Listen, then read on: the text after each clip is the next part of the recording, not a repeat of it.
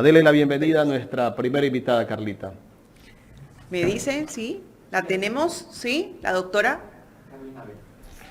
Sí, Doctora, doctora Ávila, ¿cómo está? Muchísimas gracias por aceptar pues esta invitación aquí en Ecuador en directo. Sabemos que estaba un poquito cortita de tiempo, pero bueno, aquí estamos. Recordar lo que hemos vivido yo creo que está de más porque todo el Ecuador sabe los momentos difíciles que hemos pasado. Pero, ¿qué tan oportuna ha sido la comunicación del gobierno en estos momentos de crisis?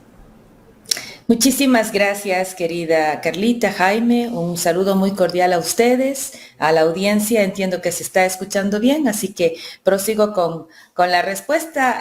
Solamente quiero pedir disculpas. Es que a las 9 tienen mis estudiantes en la Universidad de La SUAY el examen final de semestre. Entonces, como recordaremos todos en nuestra vida estudiantil, justo ahí no hay cómo llegar tarde. Así que hay que estar atentos a ellos y también les mando, por supuesto, mi saludo. Yo creo que ha habido como una suerte de variación en el comportamiento de la comunicación gubernamental en la administración de Daniel Noboa. Todos recordamos el domingo pasado, hace 8 o 9 días atrás, en donde los rumores sobre la fuga de Fito ya estaban bastante generalizados y de parte oficial, de parte, diremos, del Ejecutivo, recién tuvimos información a eso de las 6 de la tarde, cuando Roberto Izurieta menciona que está viajando a Guayaquil a reunión del COSEPE. Entonces, tener tantas horas de espera, de expectativa, implica siempre una forma de lastimar, de minar la precisión que siempre debe tener el Ejecutivo y sobre todo que cuando va incrementando, ¿no es cierto?, esta incertidumbre, si el Ejecutivo no se pronuncia, se da lugar al rumor y a la credibilidad del rumor, que es lo que le causa daño por lo general a cualquier sistema de comunicación. El siguiente momento que comenzamos a cuestionar o a preocuparnos por ese manejo comunicacional de esta reciente crisis fue este punto de prensa en las gradas de la gobernación de Guayaquil, que seguro esa imagen todos recordamos, con un Roberto Izurieta haciendo de casi que de maestro de ceremonias, de operador logístico, además de vocero, y dos personas técnicas, diremos así, el SNAI con Fuerzas Armadas, dando también de alguna manera cierta información que ya sabíamos, o sea, es decir, ratificando que todavía no tienen certezas, como ellos mismos dijeron, de la no presencia de Fito. Entonces, a mí me parece que allí hay una necesaria evaluación en donde no pasan la prueba, pero también se explica porque no tenían información. Entonces, cuando no tienes información que pueda dar certeza a la población, preferible es poner otros fusibles que se puedan quemar, pero no castigar la credibilidad de la voz presidencial. El presidente se ha comunicado con nosotros a partir de 3 o 4 distintas herramientas.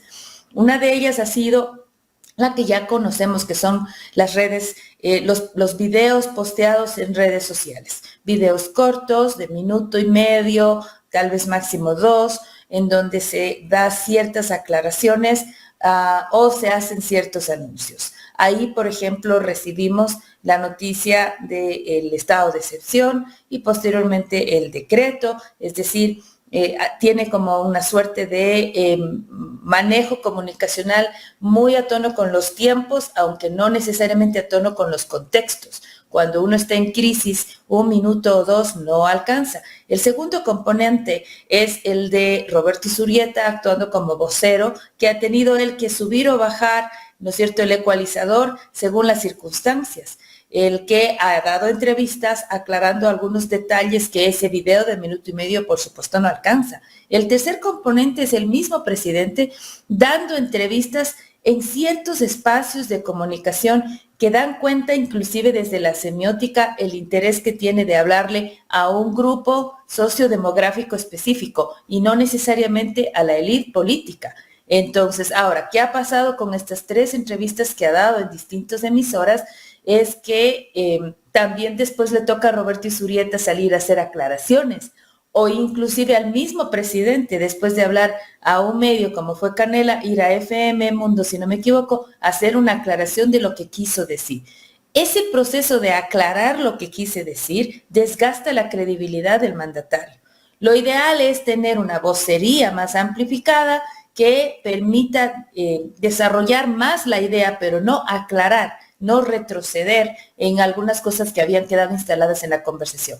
Y el último componente es el componente técnico, en donde Vela y que es el jefe de Comando Conjunto de Fuerzas Armadas, que desde una perspectiva técnica está entregando sobre todo resultados de gestión. Partió con esta declaración de quiénes son objetivos militares, acompañado de civiles, sí, pero se hace mucho énfasis que este es un operativo militar y que ahora lo que hacemos es recibir boletines con el número de detenidos. Afortunadamente ya no ponen el número de abatidos, solo que uno no sabe si es que ya no nos van a contar o si es que en verdad ya no están ajusticiando a la gente así nomás.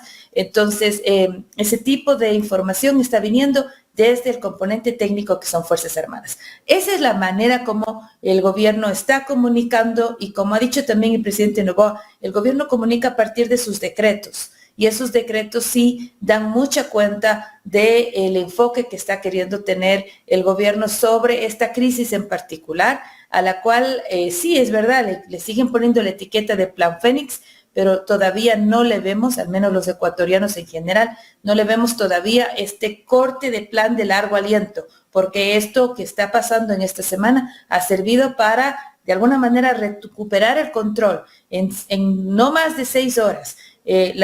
Grupos delincuenciales organizados nos demostraron el poder logístico y la capacidad que tienen de amedrentar a la población. Qué bueno que el gobierno haya podido recuperar ese control. Ojalá esta vez pueda ser de más largo plazo. Sin duda alguna, de pronto al presidente le gustan un poco más los mensajes construidos, ¿no? Esos mensajes construidos, decía usted, en un minuto y medio, porque no es muy elocuente. Cuando vemos que él es elocuente, de pronto se dispara con ciertos puntos donde luego tienen que salir a aclararlo, pues, como usted lo decía, el señor Isurieta, la señora Palencia o el mismo comandante. Entonces, de pronto, por su propia personalidad, los mensajes construidos van mucho más de la mano con él o con su personalidad. Pero aquí hay un problema. Aquí los medios de comunicación en términos generales no todos gozan de credibilidad, ¿no? Y tenemos pues ahora también las redes sociales que son un punto de partida gigantesco en el cual vemos un conflicto de intereses, un conflicto noticioso, no sabemos qué es verdad, qué es mentira. Entonces, ¿cómo debe de actuar específicamente el gobierno? Tiene que salir justamente los técnicos específicamente a darle tranquilidad, seguridad, a decirnos lo que está pasando, o es necesario sí ver a un mandatario un poco más fuerte en su discurso. Y lo digo porque cuestionamos mucho, incluso yo cuestioné mucho que cuando salió lo de alias Fito, el presidente no haya dado la cara como primer mandatario, que es lo que esperamos, ¿no? Independientemente que asuman la responsabilidad y digan, señores, sí se nos escapó Fito, sí nos está pasando esto, vamos a solucionarlo, pero como cabeza, ¿no? Que de pronto es lo que los ecuatorianos esperan, sentirse que hay alguien que está pues manejando este timón. ¿Qué es lo más necesario un poco para darle seguridad a la ciudadanía? ¿Qué es lo que la técnica dice? Coincidiendo con usted, Carlita, hay esa necesidad de tener una vocería fuerte, decidida, firme, en la cual los ciudadanos puedan quedarse tranquilos sabiendo que hay alguien que tiene control, que hay alguien que sabe lo que está pasando, ¿ya?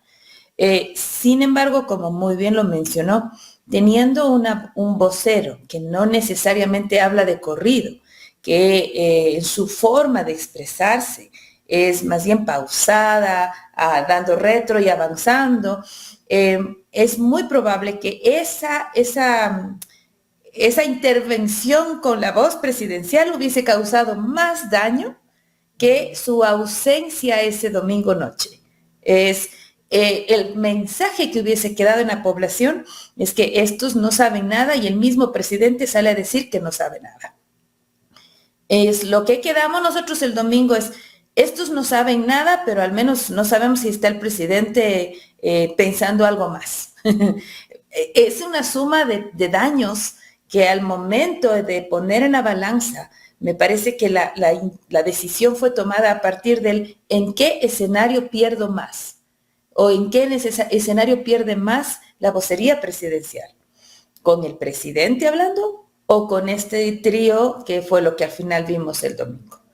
Como igual es indispensable contar con la voz presidencial, reemplazan esa condición de falta de firmeza y oratoria con el producto construido, como usted lo mencionó muy bien, y con las entrevistas en donde se pueda sentir más cómodo para que se le siga escuchando a él. A pesar del abuso del sarcasmo en el momento en el que no se requiere, pero que forma parte de un mandatario que no necesariamente es un experto político, podrá ser experto en otras cosas, pero no es experto político y que le está pasando factura en esas intervenciones.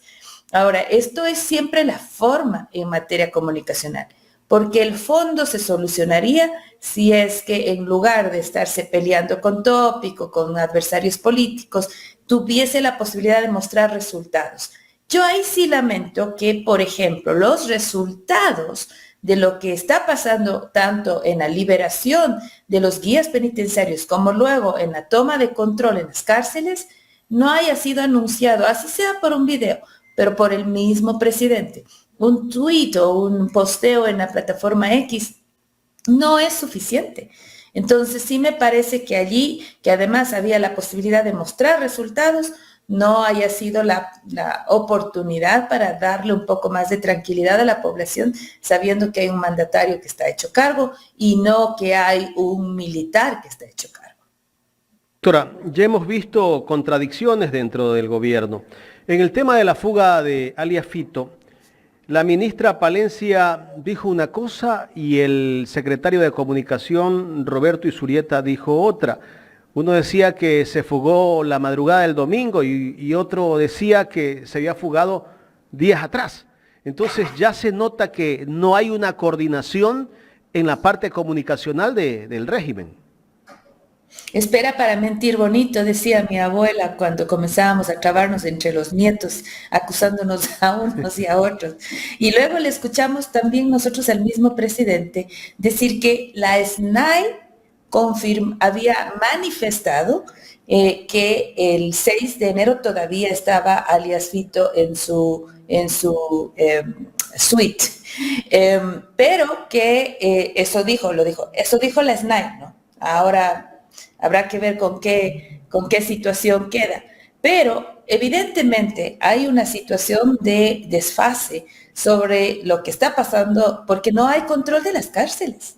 Cuando no se controla el espacio, les toca al gobierno ampararse en lo que le están contando nada más. Así eso que le estén contando suena muy poco creíble. A veces pareciera que es Serrano el que tiene más información que el mismo gobierno de turno. Y eso es peligroso, sobre todo porque se supone que es el gobierno el que debe tener control. Me parece que allí hay necesidades urgentes, pero que van más allá de la comunicación. Ya son errores de la gestión. Si es que la información que les dan es o no certera, si es que el control que están teniendo de los espacios es o no confiable. Todos estos al final del día son detalles que luego permean, se reflejan en una comunicación errática. Esperemos que ahora que han recuperado ese control, al menos así nos han contado, así 40 y tantos se les hayan escapado en Esmeraldas, pero que han recuperado, ese control de cárceles, puedan tener una mejor gestión de la información a ser comunicada y que luego pues encontremos los canales más adecuados para dar tranquilidad a la población.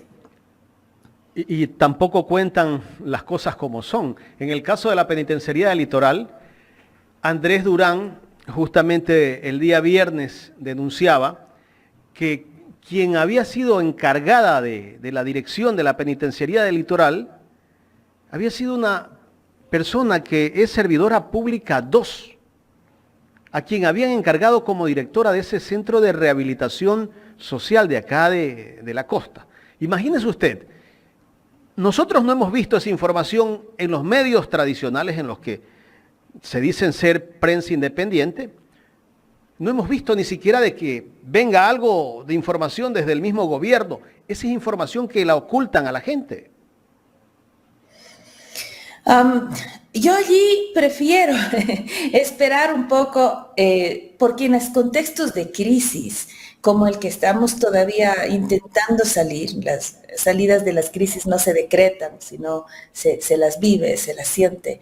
Es importante recurrir a la oficialidad en la medida en la que obviamente coincidiendo con usted sea creíble, o a las fuentes externas que tengan esos niveles de credibilidad. Cuando comenzamos a especular, y esto es general, medios de comunicación, la ciudadanía, la academia, ahí es en donde, en lugar de construir un escenario que tranquilice, lo que hacemos es levantar todavía más polvareda. Y creo que ahí hay un espíritu de ecuatorianidad, de civismo, de ciudadanía, que requiere ser invocado, ¿no? Para que tanto las autoridades puedan ser mucho más eficientes en el manejo de información y en su posterior comunicación, como también los ciudadanos puedan ser responsables con la información que están recibiendo y con la que están retransmitiendo. Por ahí creo que va más bien mi lectura y mi petición en general. Y claro, cuando uno siente que el gobierno no le está dando la suficiente información o siente que le está engañando, lo cual sería peor, va a acudir a otras fuentes. Eso no quepa la menor duda. Nos ha pasado en el país más de una vez, cuando inclusive los mismos medios de comunicación, una suerte de colusión de contenidos, con un acuerdo tácito de cuál debería ser la versión de los hechos, terminan al final de espaldas a su audiencia, porque la audiencia se da cuenta que les están engañando, que les están tomando el pelo. Hoy en día hablábamos de las narrativas sobre el génesis de esta situación y las versiones que se están colocando en los distintos medios de comunicación, tanto a nivel internacional como nacional. Es decir, otra vez, el conservadurismo, la derecha versus la izquierda y el progresismo, enfrentándose en qué fue lo que pasó aquí. Y esta lucha de narrativas las volvemos a percibir, sobre todo en los días más recientes, en los que nuevamente de quiénes son las culpas o en dónde están las responsabilidades.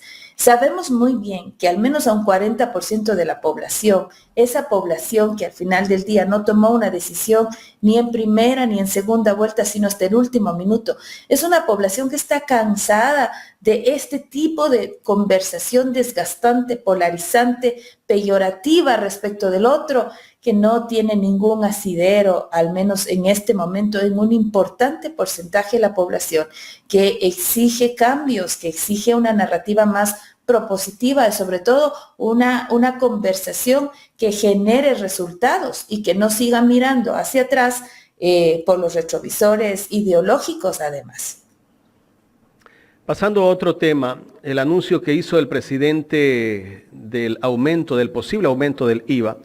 El presidente Daniel Noboa 2 o 3 días antes había manifestado que no iba a subir impuestos, pero resulta que después de 48, 72 horas, anuncia que hay que subir el IVA. ¿Cómo analizar esta postura del gobierno? Que por un lado nos dice no y después nos dice hay que aumentar.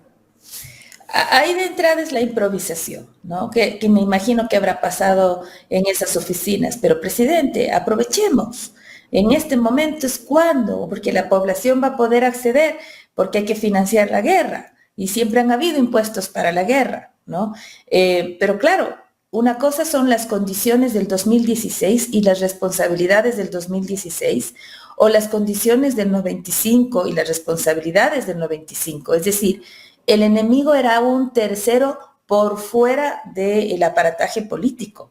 El enemigo fue la naturaleza en un terremoto. El enemigo estaba fuera de las fronteras con la guerra del CENEPA. Entonces, cuando hay ese tipo de responsabilidades hacia afuera, a nosotros pues se nos hace mucho más fácil aglutinarnos y poner el pecho a las balas y arrimar el hombro y hacer de este nuevo impuesto una posibilidad de surgir.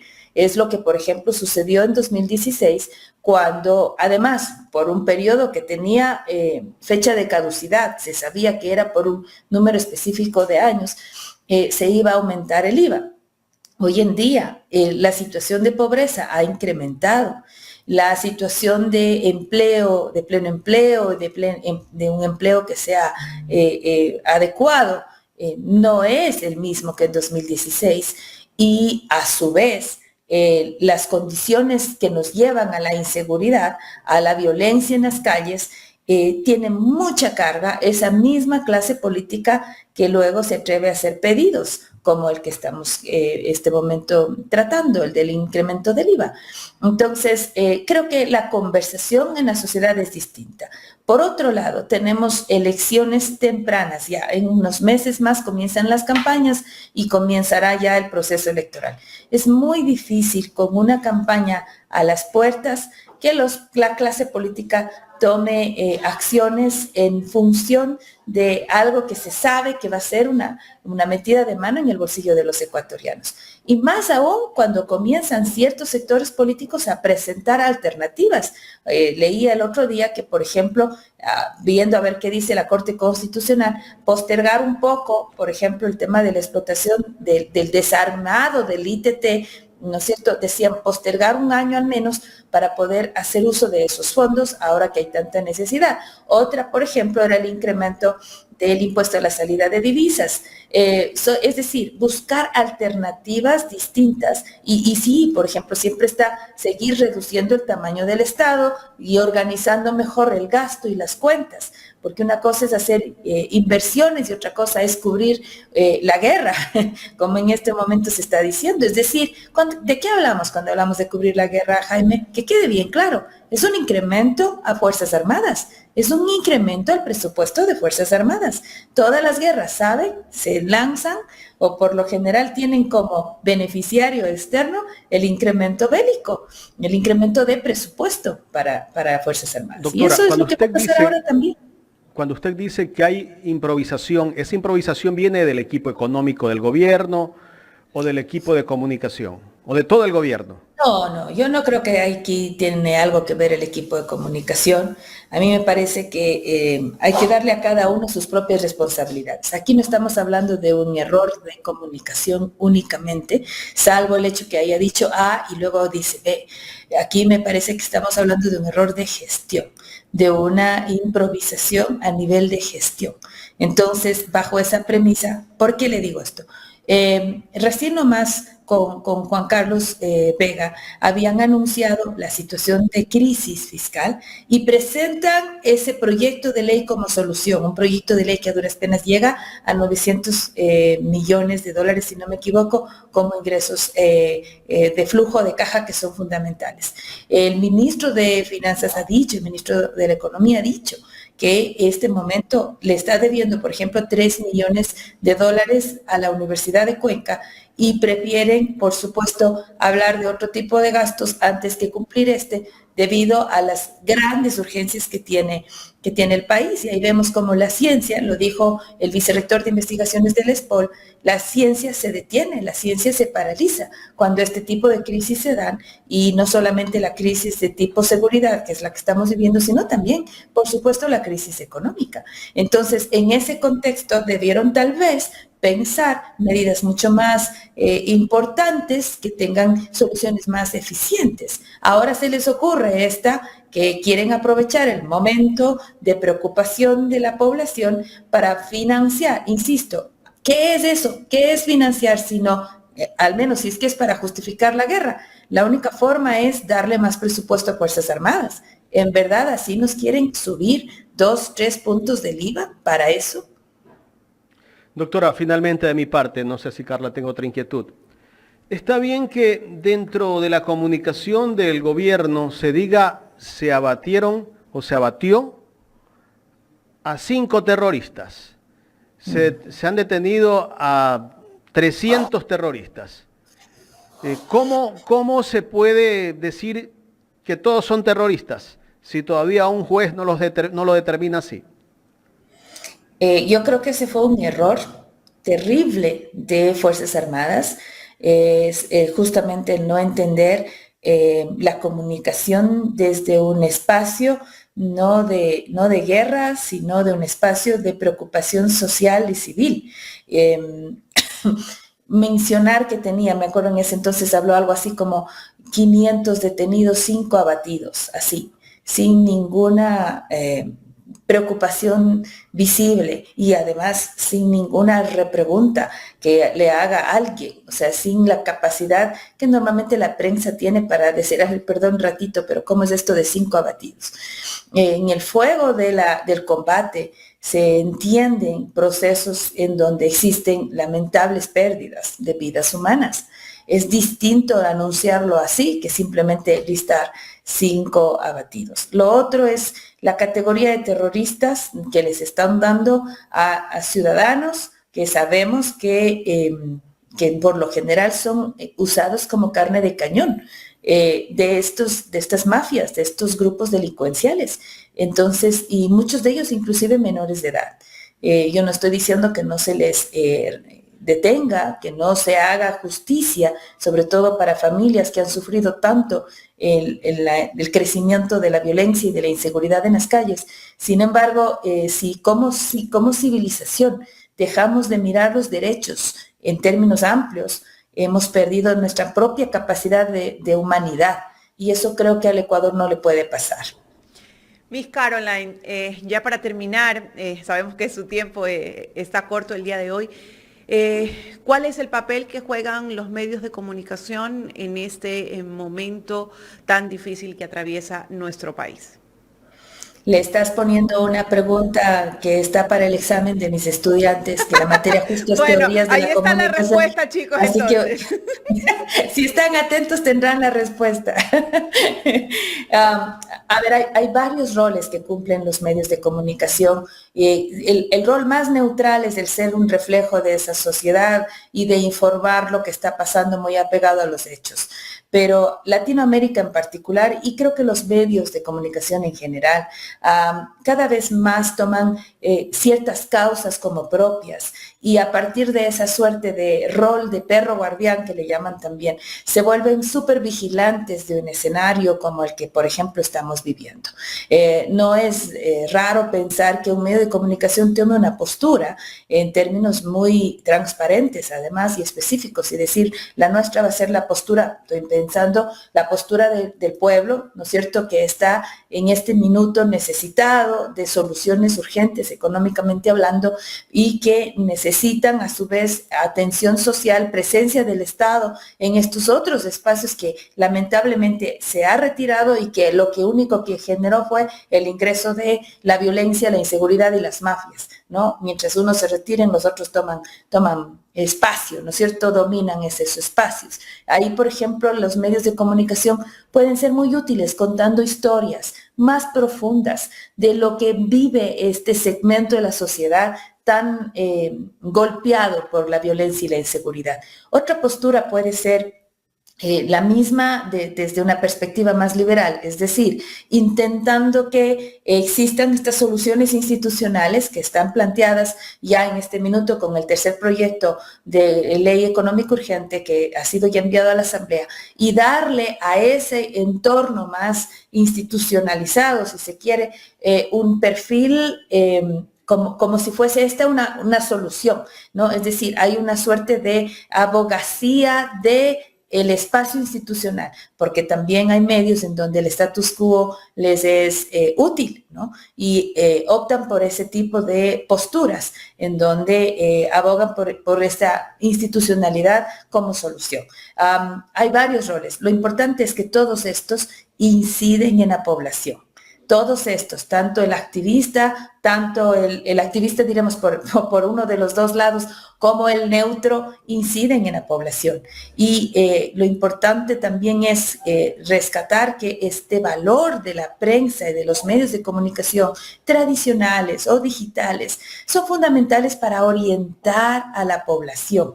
Orientar y formar, pero ahí la doble responsabilidad, no solamente por entregar los hechos con el contexto adecuado, apegados a la realidad, sino también entregar las distintas voces las distintas versiones sobre una problemática que puedan encontrar la suficiente discusión, conversación y debate público del cual la ciudadanía puede tener luego una decisión, pero siempre y cuando tenga la información correcta, amplia, diversa, plural, que sí creo que es una consigna que no debe claudicar la comunicación. Todo esto además, querido Jaime, querida Carlita, en el marco de la seguridad también para el periodista.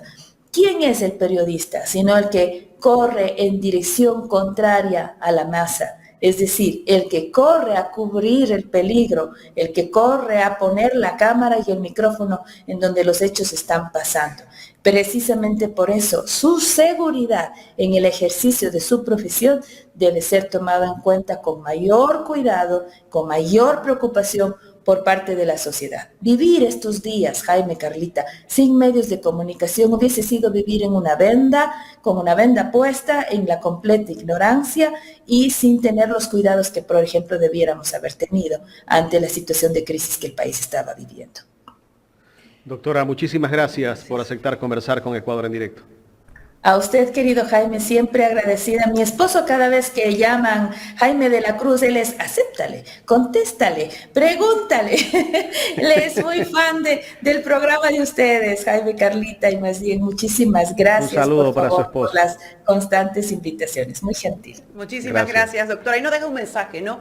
La prensa directa o indirectamente incide, así que tiene la responsabilidad de informar de una forma concreta, veraz y tratar de, en lo menos posible, tener posturas.